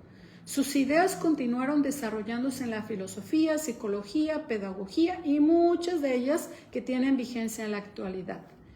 Él mismo explicaba que el aprendizaje se da cuando se comparten experiencias, pero él decía, aparte de eso, tiene algunas cosas rescatables. Este señor, en cuanto ya volvemos a lo mismo, no es porque se le ocurrieron, sino pues porque lo vemos también en toda la historia y el contexto bíblico, de que los niños aprenden mejor a través de experiencias y de intercambio de pensamiento y todo esto. Él decía que el niño tiene capacidad para elegir, de autorregularse, pero además necesita aprender con otros, pues la escuela es un ámbito vital y que como parte de la sociedad el niño tiene que aprender a convivir. Afirmó en su manifiesto, dijo, es un documento del Manifiesto Humano donde dice que no necesitamos a Dios en la educación. Dedicó su vida al liberalismo, la filosofía, la enseñanza y la pedagogía y tenía esta idea de la reconstrucción. Un día fue invitado por la esposa de Stanley, el presidente, y entonces ella le dijo, tú ven conmigo aquí a Rusia, ¿verdad, John? Y tú nos enseñas lo que tú sabes, todas esas metodologías y todo lo que tú sabes, y nosotros te vamos a enseñar de lo que hacemos aquí en Rusia. Y entonces, pues él fue y él regresó poniendo en práctica muchas cosas que él había aprendido. Y mucho tenía que ver con el sistema comunista y también lo que habíamos dicho de Marx. ¿Sí? ¿Te acuerdas el que acabo de mencionar? Que tiene toda esta onda del socialismo, comunismo y demás. En el sistema soviético de las escuelas, él lo aprendió. Y entonces él dice que llega y en ese entonces las aulas tenían aproximadamente 20 niños en cada salón, de diferentes edades, no era de una sola edad, pero llega de allá, de Rusia, y ahora dice, bueno, pues vamos a implementar grupos de 30 y 40 alumnos de la misma edad durante aproximadamente un año. Porque los soviéticos le decían que eso era un gran poder de adoctrinamiento para los niños, porque cuando tenías esa cantidad de niños, hacías que ese grupo hicieran un tipo de dependencia entre sus compañeros, que las verdades que diera el maestro y se las impregnara al grupo, era muy difícil que opiniones de los papás o las opiniones que veían en su religión pudiera contradecir estas verdades que se enseñaban en los salones, porque hacían como un tipo de dependencia, de conocimiento, de inclinación a entender y pensar que lo que decía sus compañeros y su maestro era la verdad. Y eso, hermanas, impactó demasiado en la sociedad y la gente se empezaba a dar, los padres se empezaban a dar cuenta que los hijos empezaban a tener inclinaciones socialistas y todo esto, ¿verdad? Porque estaban dentro de un grupo donde se estaban estableciendo las verdades absolutas. Hubo en ese entonces, hablando de esto que te estoy comentando, hermanas, Salomón Asch en 1950 hace un experimento porque él quería saber qué tanto una persona o un muchacho podía comprometer a otra persona para ir en contra de sus valores y poder encajar en el grupo. La dinámica consistía que el profesor decía una verdad y sacaba a uno de los estudiantes de todo el grupo, lo dejaba fuera de este plan del experimento y les decía a los alumnos, miren, yo voy a enseñar, no sé, por ejemplo, un lápiz, ¿no? cualquier cosa. Y este lápiz es de color azul, pero todos ustedes van a decir que es color amarillo, excepto el que no sabe, el muchacho que se queda del salón, él no va a saber cuál es nuestro plan, pero todos ustedes van a decir que no es azul, que es amarillo. Y así fue el experimento. Llegó ese muchacho que no sabía qué estaba pasando y empezó a escuchar porque la maestra preguntaba, ¿de qué color es este lápiz? Y todos contestaban, amarillo. Y seguía con el otro, ¿de qué color? Amarillo. ¿Y de qué color? Amarillo. Cuando realmente el color o el lápiz era azul. Entonces llegó, ¿verdad?, a preguntarle a este chico que había sacado del grupo, del salón, que estaba fuera del experimento, y le dijo, ¿qué color es este lápiz? Y él contesta, no azul, dice amarillo. Empezaron a ver estos experimentos en diferentes grupos, hermanas, de diferentes estudiantes universitarios y pudieron concluir que de 3 de 4 estudiantes daban la respuesta incorrecta, es decir, decían amarillo en lugar de azul. Cuando se les preguntaba a estos jóvenes que por qué decían esa respuesta incorrecta, en lugar de decir azul, decían amarillo, muchos decían que la verdad es que ellos se sentían como avergonzados de ir en contra de lo que decían los demás y ellos en su interior tenían un conflicto tan grande que hasta pensaban que se estaban volviendo locos porque todos veían de color amarillo cuando era azul. Y entonces, hermanas, pudieron entender cómo es esta fuerza social para hacer que un muchacho, aunque esté viendo algo, la realidad tal cual o una verdad absoluta, por presión grupal puede crear controversia y conflicto interno y el hacerse a la idea del resto de los estudiantes. Y esto es lo que a veces le llamamos así como la voz populi, ¿no? Lo que diga la mayoría, pues eso es la verdad.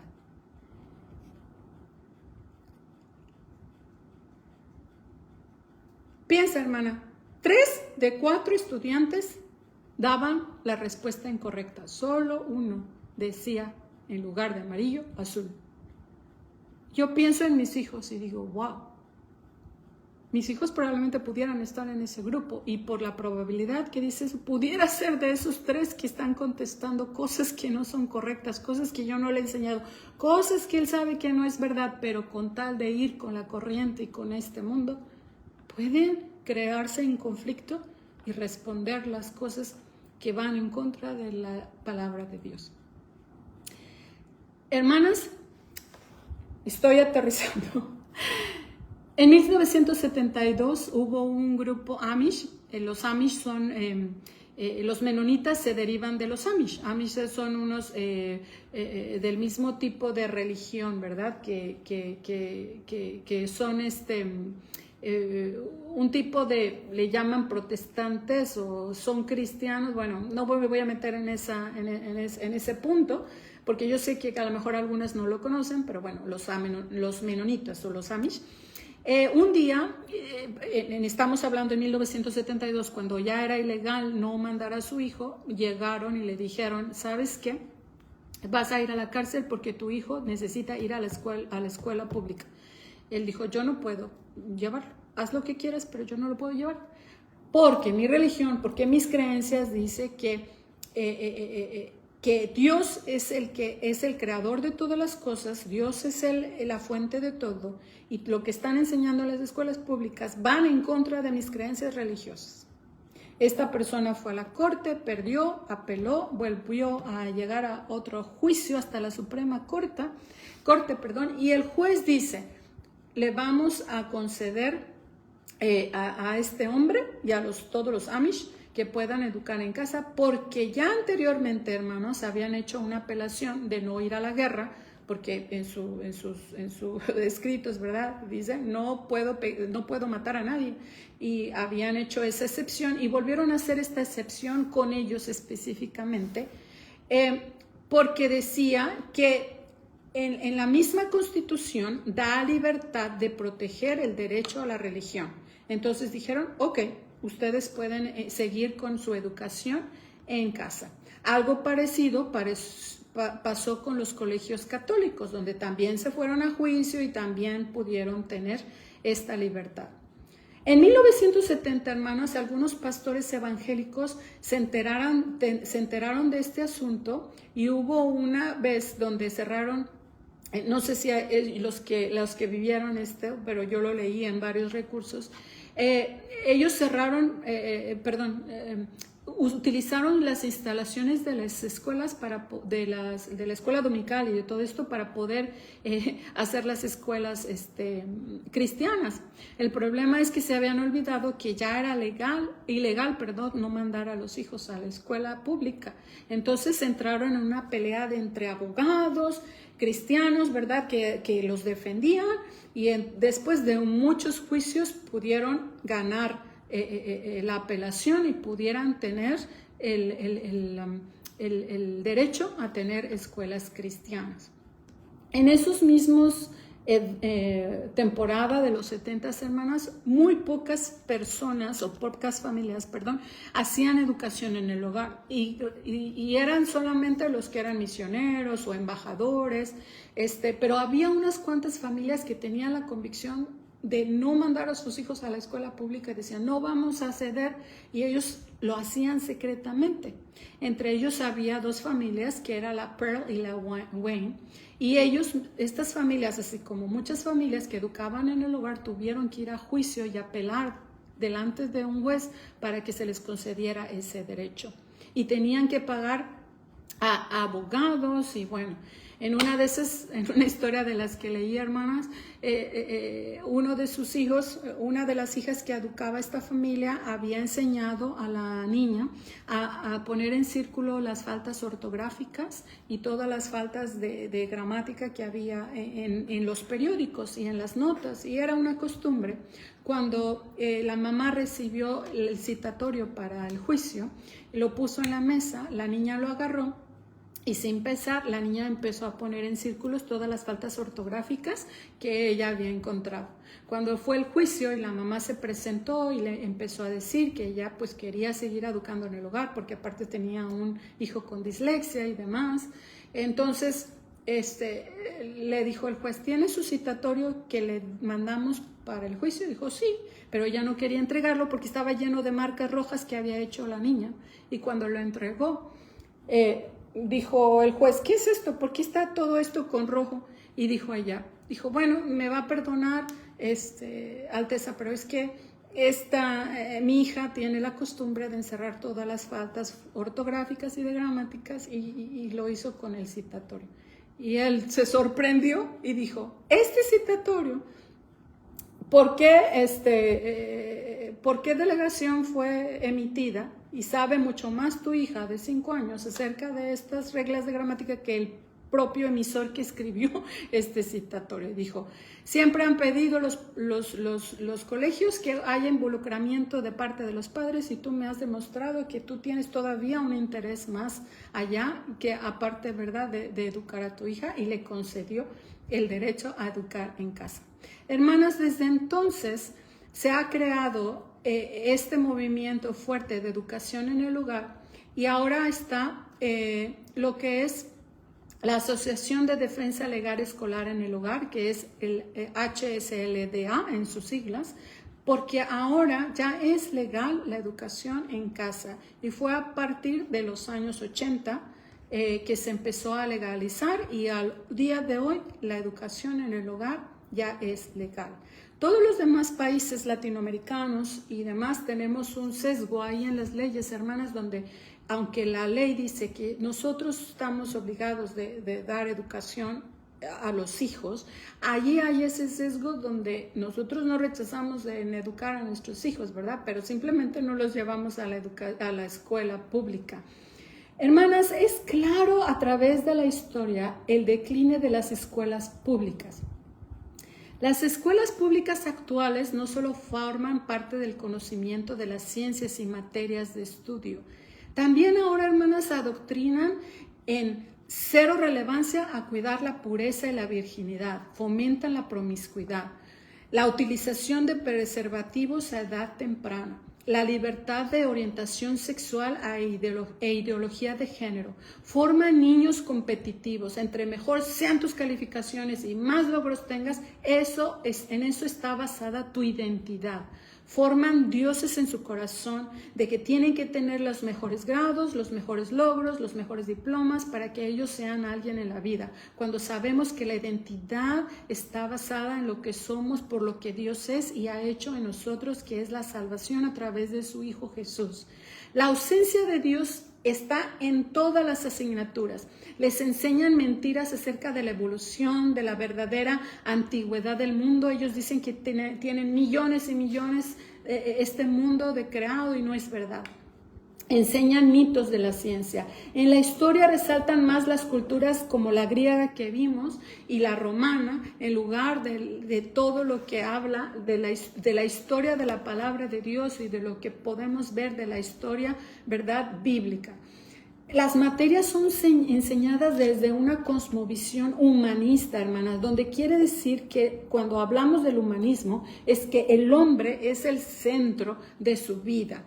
Que ellos están diciendo que la educación se trata del ser humano, de la persona en sí, se trata de ti, se trata de tu futuro, se trata de tu carrera en la vida. Y no es así, hermanas. Dios es el centro de la educación, no es el ser humano, es Dios el que es el centro. Dios nos ha puesto a nuestros hijos para que lo conozcan a Él, al único Dios verdadero, a través de su escritura, pero también a través de todo lo que Él creó.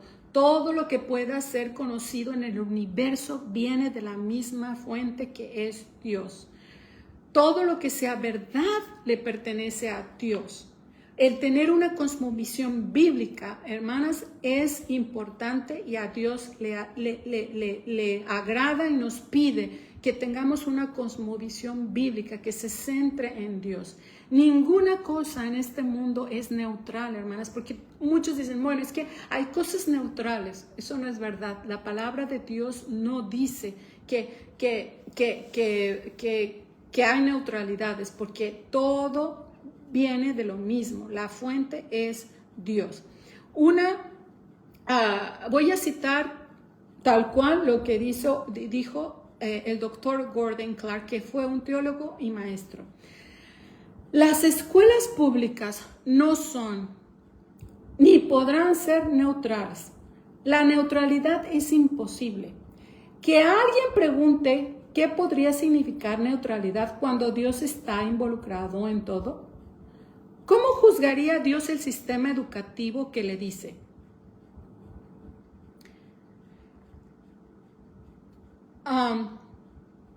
Oh Dios, nosotros no negamos ni afirmamos tu existencia.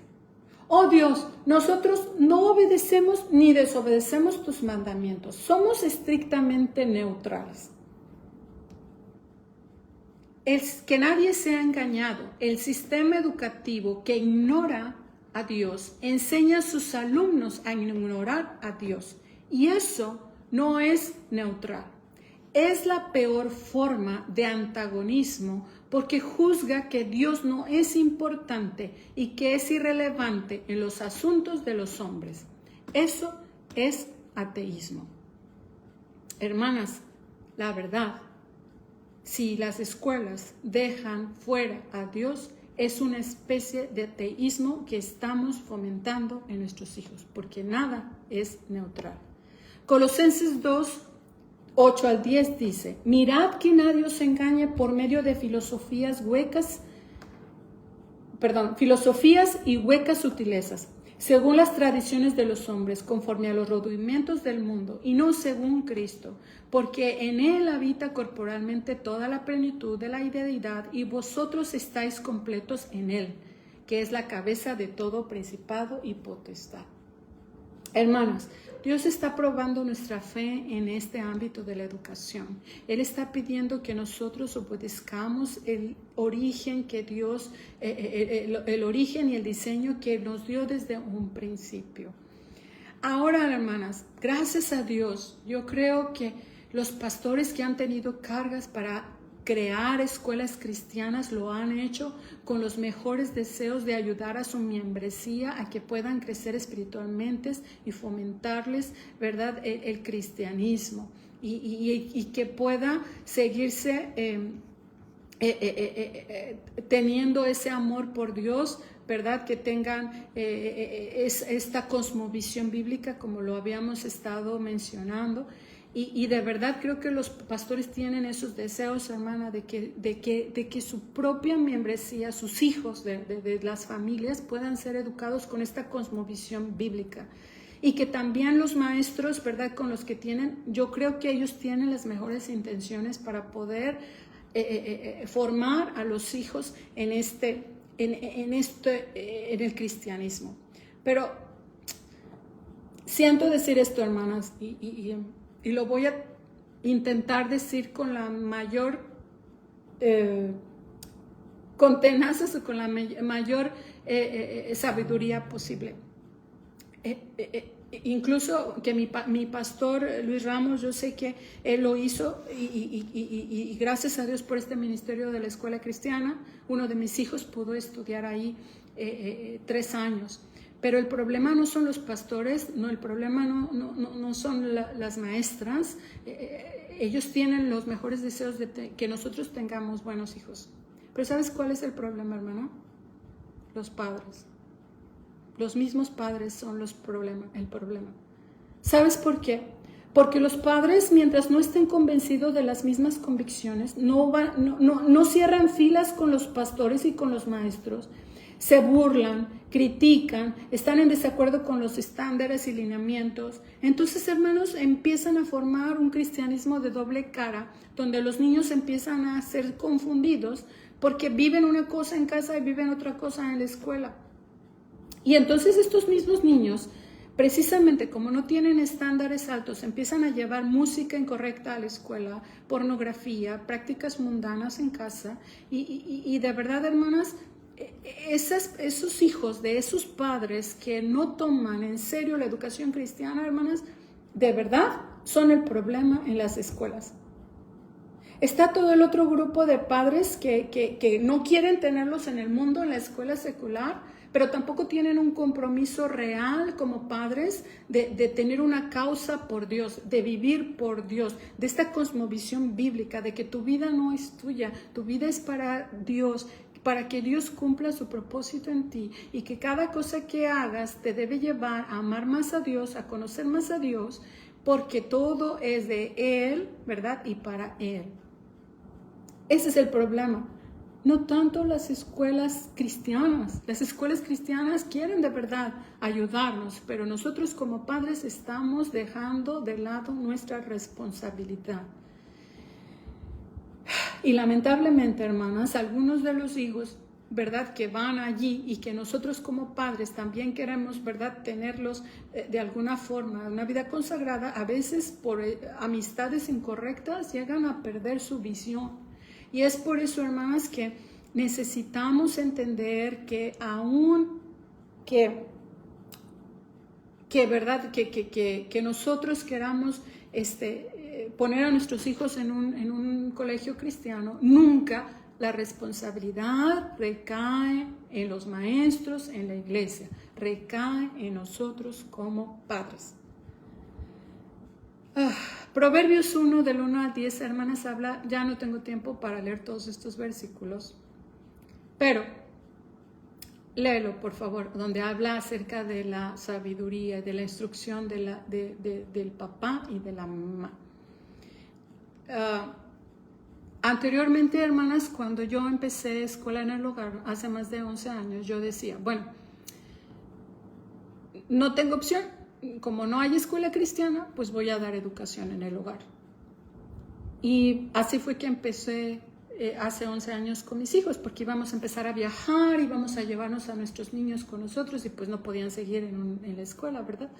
Y ese era mi pensamiento, hermanas, pero entre más ha pasado el tiempo y me convenzo de toda la historia que acabamos de ver y de muchas cosas más que de verdad ya no tengo tiempo para hacerlo, tal vez en otra sesión, pero me doy cuenta, hermanas, que hay cosas muy buenas, como lo que acabamos de hablar de la escuela cristiana, pero hay cosas mejores. Y el delegar, hermanas, o el instruir a tu hijo de una forma integral, hermanas, como el diseño original de Dios te lo ha pedido, hermanas, pues es algo que Dios está poniendo en los cristianos del hoy. Y está habiendo un despertar de la importancia de la educación de nuestros hijos. Y hermanas, aunque tú tengas escuela en casa, si tú nada más estás llevando la escuela, ¿verdad? Tal cual, un programa educativo a tu casa y estás ahí haciendo escuela sin interesarte en tu hijo, sin interesarte en la metodología que estás usando, el currículum que estás llevando y lo que dijimos al principio, descuidando la formación de carácter y de instrucción bíblica, hermana, discúlpame, pero no estás cumpliendo el objetivo que Dios nos pide como padres. Porque a veces unas piensan, su idea es el tener escuela en casa o la educación en el hogar es porque somos mejores cristianos o porque vamos a ser así más espiritual. No, hermanas, no tiene nada que ver. Eso es parte del proceso y va implícito en lo que estamos haciendo, pero porque estamos siendo obedientes a lo que Dios nos está pidiendo. Entonces, hermanas, solo 7 cosas y con esto voy a acabar. Hermana Erika, entonces, ¿qué tendría yo que ver? Porque definitivamente espero que te quede claro, hermana, que la escuela secular, y es un mal dicho escuela secular, porque ya dijimos que no podemos separar las cosas, ¿verdad? La formación formativa con la formación informativa. Vienen en conjunto. Nosotros por el tiempo y nuestra gente, ¿verdad? La gente, según experta, lo ha separado. Pero Dios lo ve en forma integral. Y tú dices, hermana, me queda claro que entonces mi hijo pequeño, ¿verdad? Desde la primaria, secundaria, preparatoria, he entendido que, bueno, no es bueno que esté en una educación secular. Y menos en estos tiempos, hermana. Todavía es rescatable hace años. Y mira, yo pasé por todo eso, tengo una formación académica en escuelas públicas. Hermana, si yo te contara, yo fui cristiana desde mi hogar. Mis papás me enseñaron lo correcto por hacer. Pero ¿sabes qué? ¿Sabes dónde yo escuché las malas palabras? En la escuela. ¿Sabes dónde empecé a identificar los chistes colorados, como dicen? En la escuela. ¿Sabes dónde empezó a impregnarse mi mente acerca de que mi identidad era por mis calificaciones y mis logros? Mis papás no me fomentaron eso, pero era tanto vamos a decir, la enseñanza de este tipo en la escuela que de verdad llegué a pensar, y mucho tiempo así lo hice, que aunque sí lo hacía para agradar a Dios, pero mi identidad estaba basada en mis calificaciones y en mis logros. Tanto así, hermanas, que seguí estudiando y llegué a estudiar una maestría. Y ahora lo veo con diferentes ojos totalmente. Yo sé que Dios en su gracia lo pudo usar para prepararme para venir a este lugar. Pero ¿sabes qué, hermana? Todas las cosas que pude ver, pude escuchar, música correcta, cosas que hablaban mis compañeros y todo eso, hermana, influenciaron y hubo ahí en mi mente, se quedó. Y tu mente registra imágenes, hermanas, que aunque tú quieras no las puedes olvidar. Y ahora, eso era en mi tiempo, ahora imagínate en el hoy, donde está totalmente un libertinaje impresionante. Entonces, ¿qué tienes que hacer tú, hermana? La palabra de Dios dice que tienes que hacer. Tú ora, hermana, tú di, Dios, ¿qué quieres que haga en esta área de mi vida?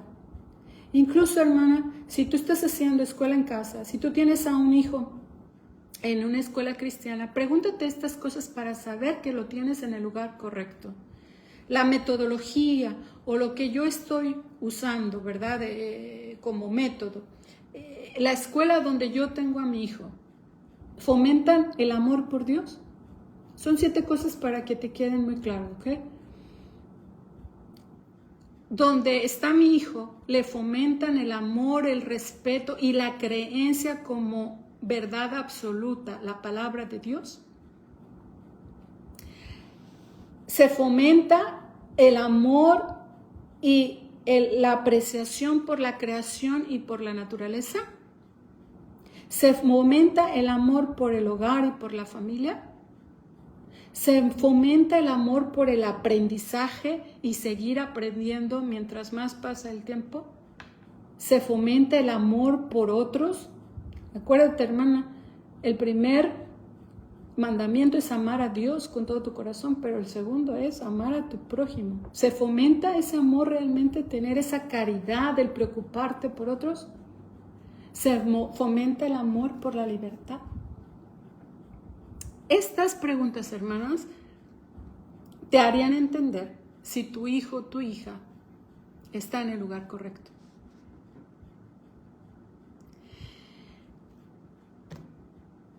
Y esto ya es extra, ya estoy terminando. Muchas mamás, cuando he escuchado que quieren educar en casa, ¿sabes cuál es su limitante? El tiempo, que no tienen tiempo. Si tus hijos, que son la primera prioridad y dices que no tienes tiempo, es que probablemente estás extremadamente ocupada. Porque se supone que tus hijos deberían de ser tu primera prioridad y a ellos son los que deberías de darle mayor tiempo.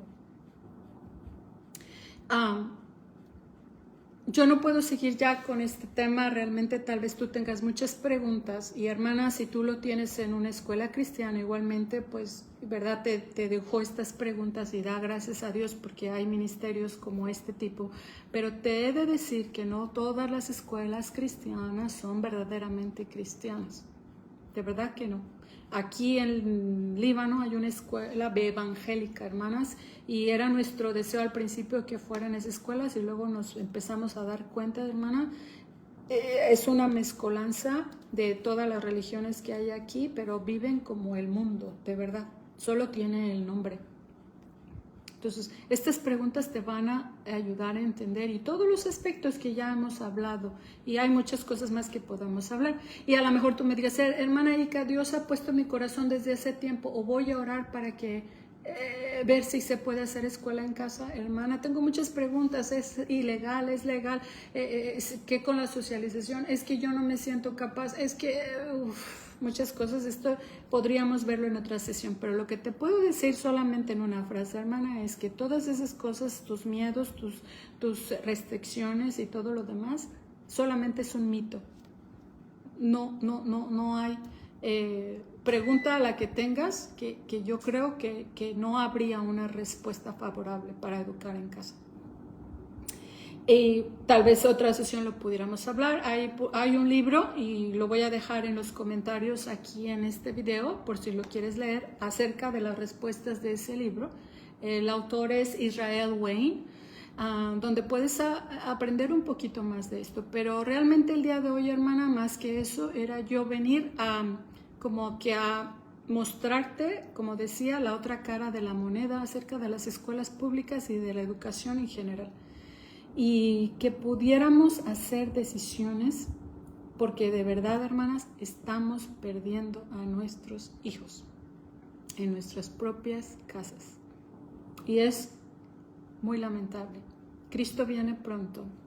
Nosotras no tenemos la seguridad de cuándo vamos a ir a la presencia de Dios y Dios nos va a pedir cuentas por nuestros hijos, por la herencia que Él nos entregó. Y Él no va a escuchar excusas como, pues es que mira, se los delegué a los expertos, o es que mira, era lo que pues yo, verdad, creí que era bueno. Y sí, hermanas, muchas cosas nuestros padres, abuelos hicieron por desconocimiento, pero ahora Dios está abriendo esta puerta para hacernos entender qué cosas, verdad, han llevado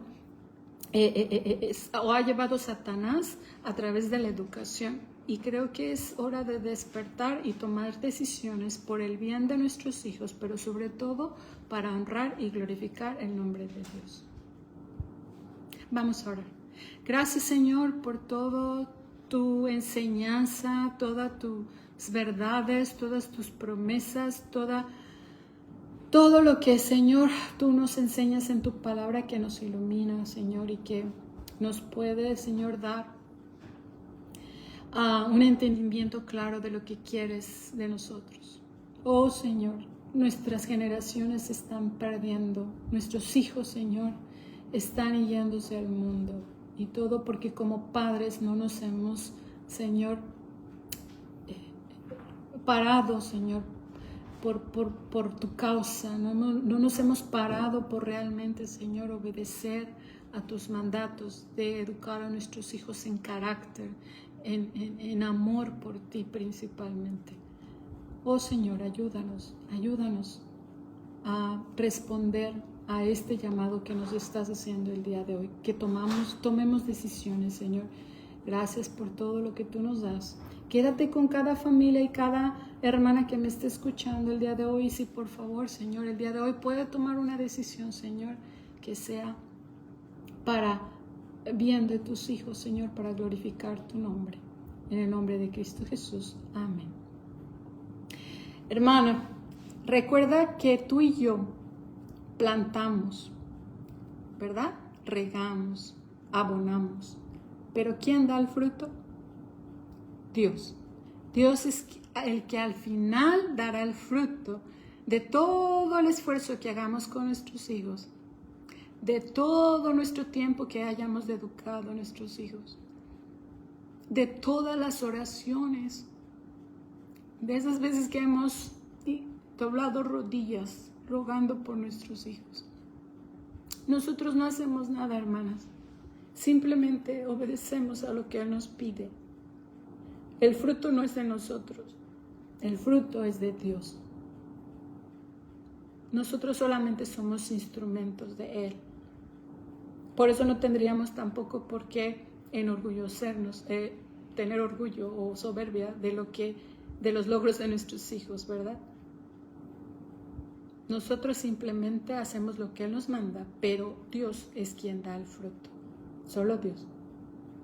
Espero que haya sido de bendición esta enseñanza, que en algo Dios te pudiera haber hablado, hermana. Y bueno, nos vemos en una siguiente ocasión. Dios les bendiga y puedan tener un día bendecido allá en sus hogares y con sus familias. Si fue de bendición esta enseñanza, te invito a que la puedas compartir y puedas ponerla en algunos grupos para que otras hermanas también puedan ser bendecidas y edificadas con la palabra de Dios. Dios les bendiga.